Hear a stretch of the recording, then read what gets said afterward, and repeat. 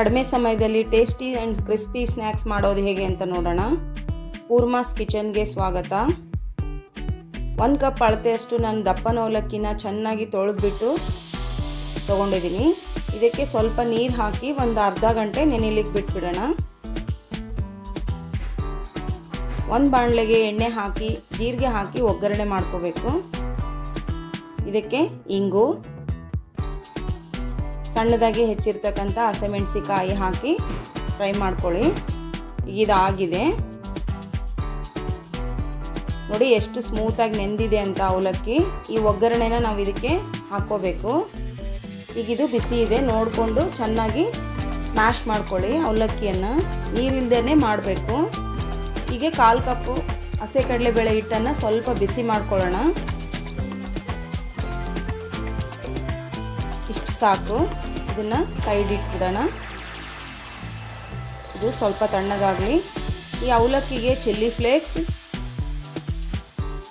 1-2 spoon ಮೊಸರು, ನಾವು ಬಿಸಿ ಮಾಡಿ ಇಟ್ಕೊಂಡಿದ್ವಲ್ಲ ಹಿಟ್ಟು, ಅದನ್ನು ಸೇರಿಸ್ಕೋಬೇಕು. ರುಚಿಗೆ ತಕ್ಕಷ್ಟು ಉಪ್ಪು, ಅರಿಶಿಣ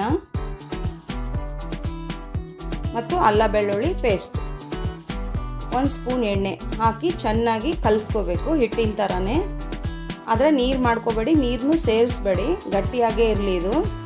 ನೋಡಿ, ಈ ಥರ ಗಟ್ಟಿಯಾಗೇ ಇರಲಿ. ಹಿಟ್ಟನ್ನು ಚೆನ್ನಾಗಿ ಎಲ್ಲ ಮಿಕ್ಸ್ ಮಾಡಿಕೊಂಡು ಸಣ್ಣ ಸಣ್ಣ ಉಂಡೆಗಳನ್ನ ಮಾಡ್ಕೊಂಬಿಡೋಣ.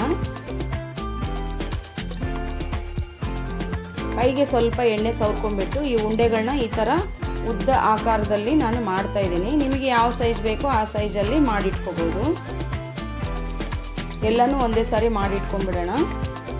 ಡೀಪ್ ಫ್ರೈ ಮಾಡಲಿಕ್ಕೆ ಒಂದು ಬಾಣಲೆಯಲ್ಲಿ ಎಣ್ಣೆ ಕಾಯ್ಲಿಕ್ಕೆ ಇಟ್ಬಿಡೋಣ.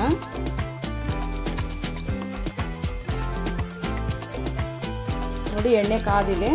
ಮೀಡಿಯಂ ಫ್ಲೇಮಲ್ಲೇ ಇಟ್ಕೊಂಡು ಈ ಥರ ಎಲ್ಲನೂ ಇದಕ್ಕೆ ಹಾಕಿ 2 ಸೈಡು ಗೋಲ್ಡನ್ ಬ್ರೌನ್ ಬರೋವರೆಗೂ ಫ್ರೈ ಮಾಡ್ಕೋಬೇಕು.